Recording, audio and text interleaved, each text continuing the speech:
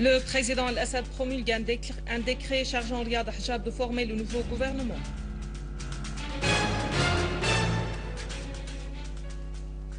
Lavrov appelle l'opposition armée en Syrie à s'engager au plan Annan.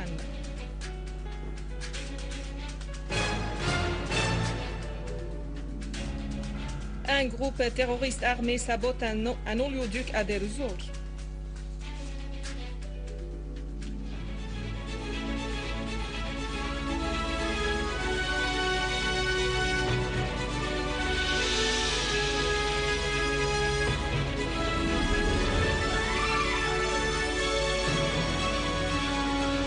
Mesdames et messieurs, bon après-midi. Le président Bachar al-Assad a promulgué aujourd'hui le décret numéro 194 chargeant Riyad Hijab de former le nouveau gouvernement syrien.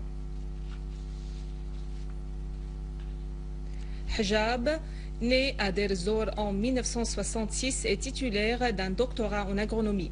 De 2004 à 2008, il a occupé le poste de secrétaire général du parti Baas à Deir ez-Zor.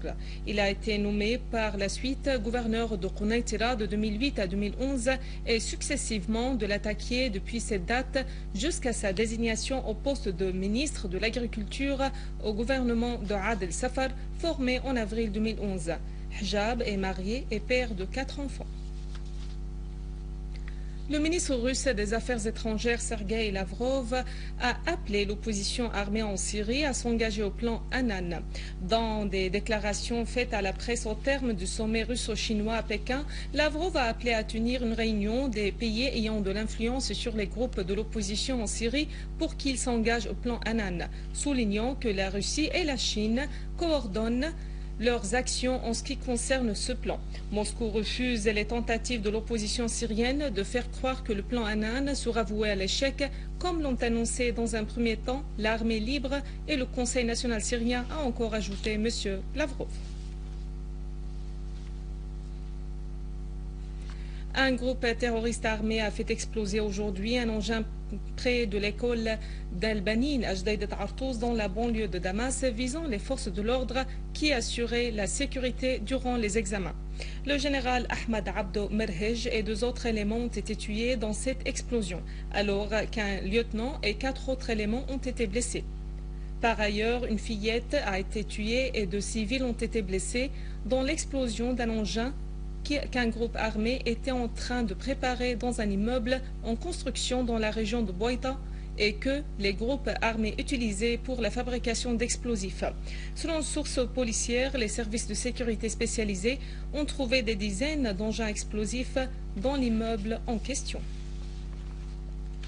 Un groupe terroriste armé a fait exploser un oléoduc de la compagnie Al-Furat dans la localité de Ain Ali au sud du village d'Al-Qouria dans le gouvernorat de Deir ez-Zor. Une source au ministère du pétrole a précisé que l'oléoduc en question est de 24 pouces de diamètre et qu'il achemine le brut de champ Al-Omar relevant de la compagnie Al-Furat vers la station T2. La compagnie Al-Furat a immédiatement suspendu le pompage de pétrole, a précisé la source, ajoutant que la production n'a pas été affectée et que la compagnie possède des lignes alternatives.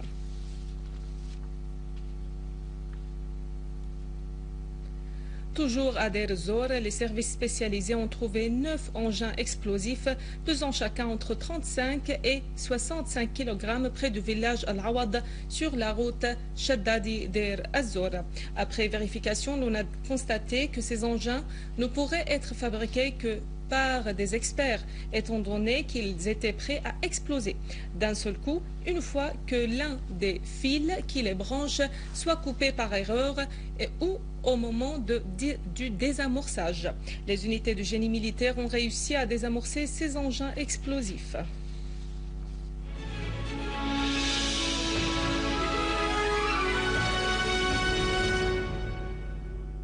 Au cours de sa séance tenue aujourd'hui sous la présidence de son chef Mohamed Jihad Al-Laham, l'Assemblée du peuple a discuté du rôle des députés dans le dialogue national et dans la sensibilisation à travers le contact avec les différentes catégories de la société et l'explication des dimensions du complot dont fait l'objet la Syrie.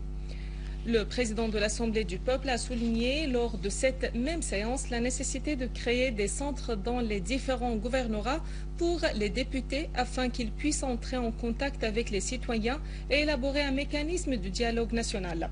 Les membres de l'Assemblée du peuple ont plaidé pour l'amorce d'un dialogue national le plus rapidement possible, tout en soulignant la nécessité d'entrer en contact avec les masses populaires, de coopérer avec les organisations populaires et de mettre en place des comités populaires dont la mission sera d'entrer en contact avec ceux ayant porté les armes contre l'État, mais qui n'ont pas de sang sur les mains pour les ramener à la raison. D'autres députés ont proposé d'entrer en contact avec la jeunesse et les fonctionnaires d'État afin de les aider à résoudre les problèmes dont ils souffrent.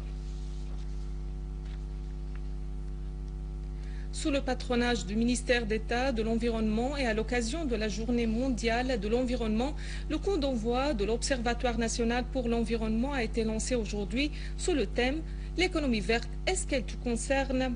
Le thème de cette année, généralisé par le Programme des Nations Unies pour l'environnement, affirme la nécessité de l'implication des individus dans la préservation de l'environnement. Le directeur des études et de l'informatique au ministère de l'Environnement, Mahmoud Haïda, et M. Riyas Daoun du Comité général de télédétection ont annoncé la création de l'Observatoire national pour l'environnement où un documentaire a été projeté au thème de l'économie verte dans un monde arabe en mutation. À la fin de cette cérémonie, l'on a rendu hommage à des sociétés et des personnalités qui avaient un rôle essentiel dans la protection de l'environnement et dans la préservation de la santé publique. Aujourd'hui, on a fait sortir la première version des logiciels et des bases de données et des interfaces de travail.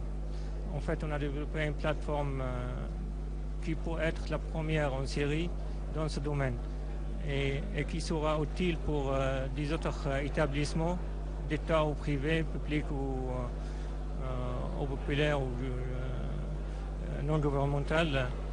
Et l'avantage essentiel qu'il peut regrouper tous les efforts dans cette plateforme en fait. Voici un rappel des principaux titres. Le président